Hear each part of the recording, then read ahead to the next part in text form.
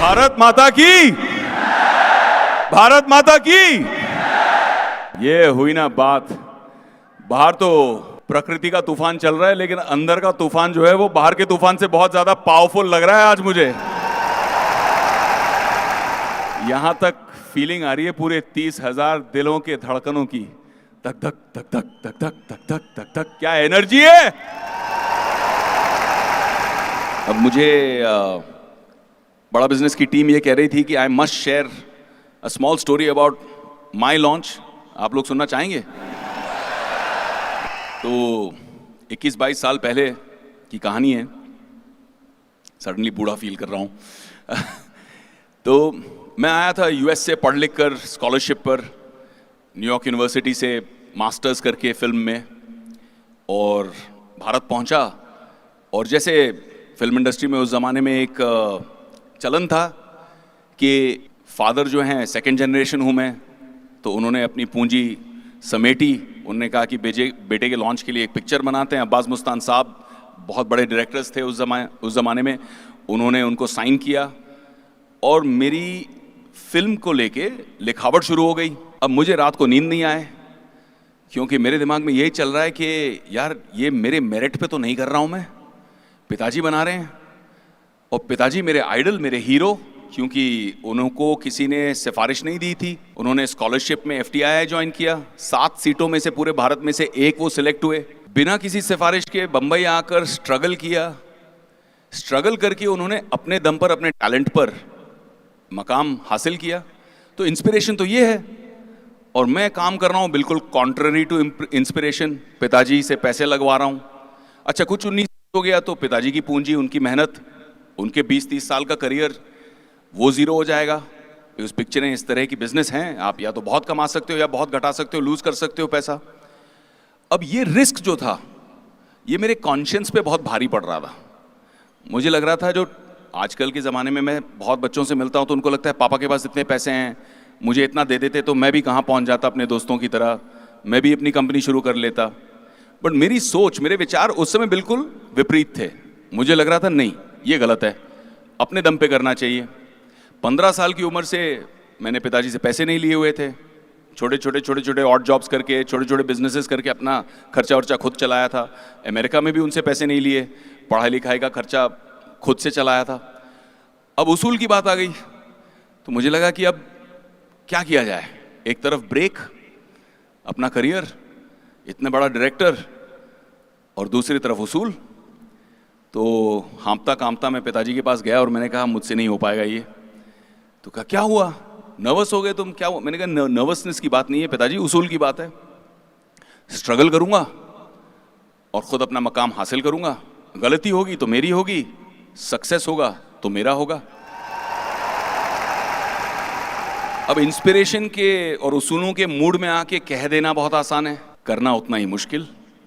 पिताजी ने कहा आर यू श्योर, स्ट्रगल बहुत डिफिकल्ट है बेटा। और उनके मन में कहीं ये भी था कि मैंने इतना नाम बनाया इंडस्ट्री में, अब मेरा बेटा फोलियो लेके, अपना सर्टिफिकेट्स, फोटोज लेके इंडस्ट्री में दर दर भटकेगा तो नाम मेरा खराब होगा। तो मैंने उनके मन की बात पढ़ ली और ये कहा कि मैं आपका नाम इस्तेमाल नहीं करूंगा, मेरा नाम है विवेकानंद ओबरॉय। तो मैंने ओबरॉय ड्रॉप किया और सिर्फ विवेकानंद नाम देकर मैं हर एक स्टूडियो में, हर एक प्रोड्यूसर के ऑफिस में, हर एक डायरेक्टर के ऑफिस में कास्टिंग के लिए चला जाता था। फिर कहीं से इन्फॉर्मेशन मिली, ये फिल्म बन रही है, एक कंपनी, गैंगस्टर्स की फिल्म है, राम गोपाल वर्मा साहब उस फिल्म की कास्टिंग कर रहे हैं।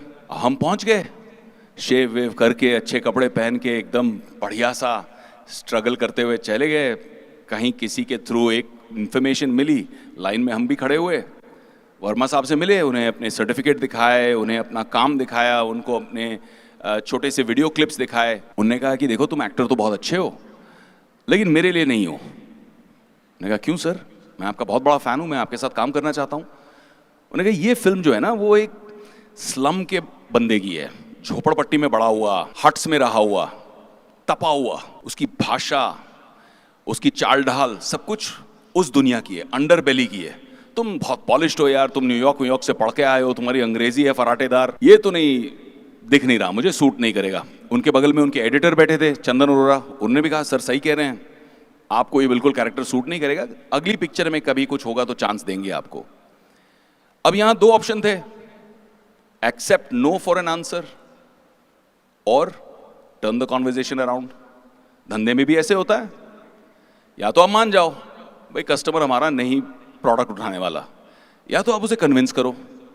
तो मैंने मांगा मौका, मैंने कहा सर ठीक है, accepted, I respect your decision, पर अब मुझे 15-20 दिन दे दो और केवल 15 मिनट दे दो उसके बाद। I only need 15 minutes after 15-20 days. अरे यार 15-20 दिन में क्या बदलेगा सर, वो मेरा काम है, मैं करके दिखाऊंगा, क्या बदलेगा, 15 मिनट का समय मांग रहा हूं।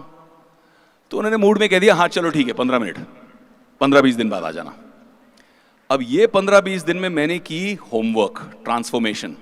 मैंने डिसाइड किया कि 18 महीने की मेहनत और स्ट्रगल, ये भी नो एक्सेप्ट करके वॉकआउट करने के बजाय 15 दिन में इतनी मेहनत करूं कि नो यस में बदल जाए। तो मैंने क्या किया, झोपड़पट्टी में गया, खोली कहते हैं वहां पे झोपड़पट्टी में, खोली हट को, खोली में भाड़ा देकर, रेंट देकर वहां रहने लग गया। जुहू के बंगले में पैदा हुए, न्यूयॉर्क से पढ़ के आए।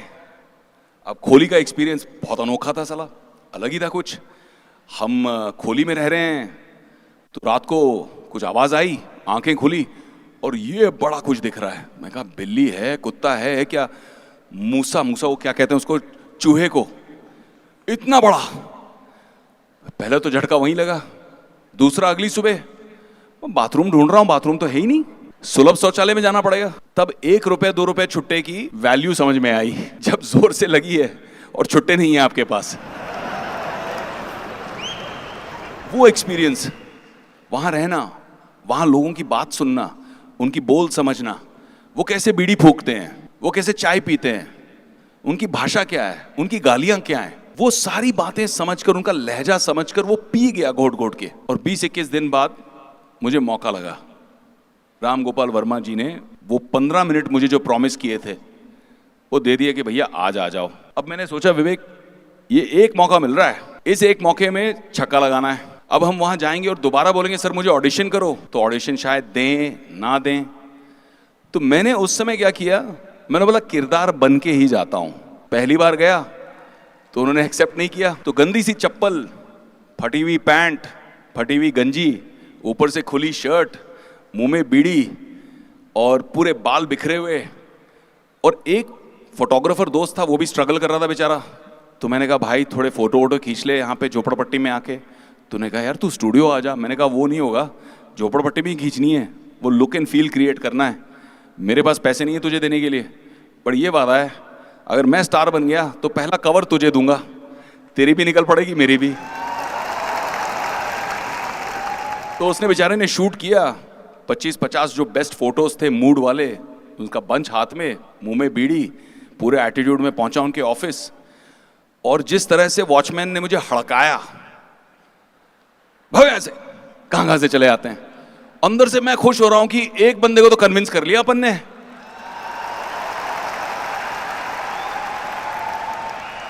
अच्छा ऊपर से आया मैसेज, भेज दो। जब मैसेज आया तो वो भी देख रहा है, पता नहीं साहब लोगों को क्या हो गया, कैसे कैसे लोगों को ऑफिस में बुला रहे हैं आजकल।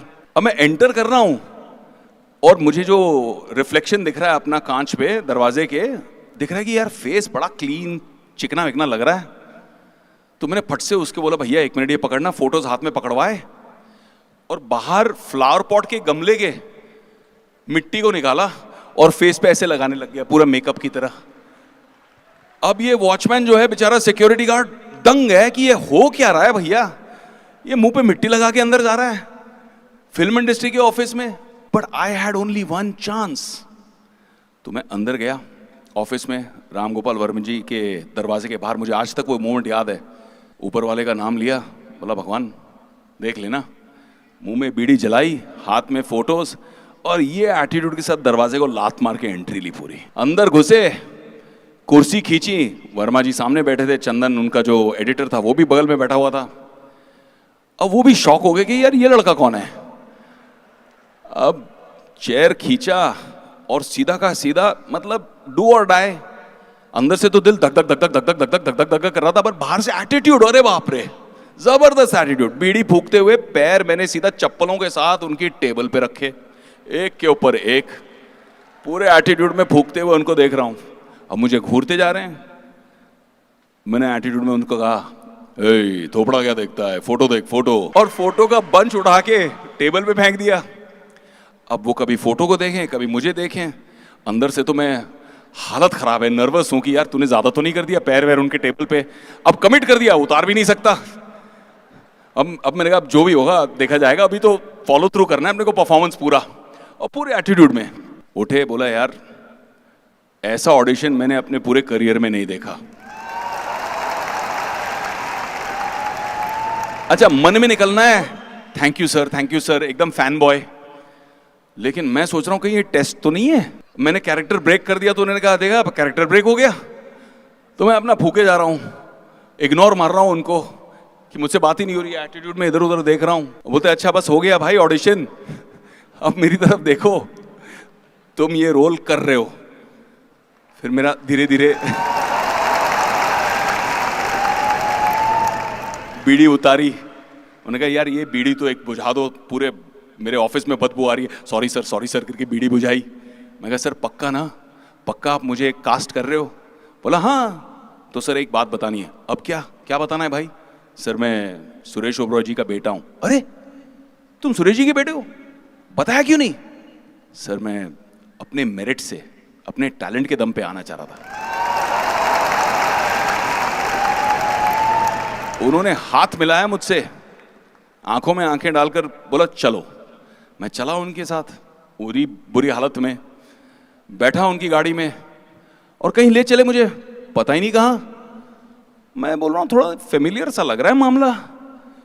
मेरे पिताजी के बंगले के बाहर आके उन्होंने गाड़ी रोक दी। अब ये मैंने एक्सपेक्ट नहीं किया था, राम गोपाल वर्मा की फिल्म का ट्विस्ट।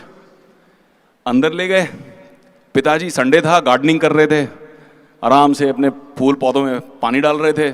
उनने मुझे देखा, पीछे पीछे राम गोपाल वर्मा जी को देखा आते हुए, वो भी चौंक गए कि क्या हो रहा है भाई। तो उन्होंने कहा सर आपके बेटे ने अपने मेरिट पे इस तरह से ऑडिशन किया और मैंने आज इसको साइन कर लिया। सबसे पहले मैं चाहता था कि आप सुनो।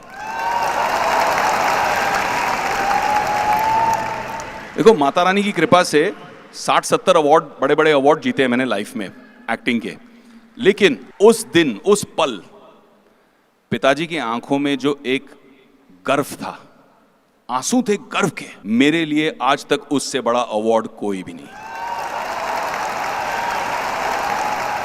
आप भारत का सुनहरा भविष्य हो, आप बिजनेस क्रिएट करोगे, आप करोड़ों लोगों को एम्प्लॉयमेंट दोगे, आप बिलियनर्स बनोगे, आप विश्व को दिखा दोगे कि एक भारतीय अपनी मेहनत से, अपने लगन से, अपने दिमाग से और एंटरप्रेन्योरियल लॉन्च पैड की मदद से क्या कर सकता है।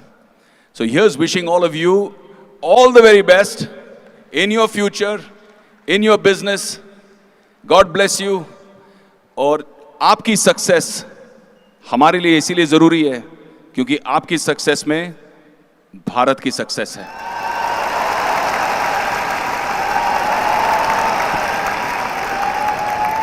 Thank you. जय हिंद, भारत माता की। ये हुई ना बात, फैंटास्टिक।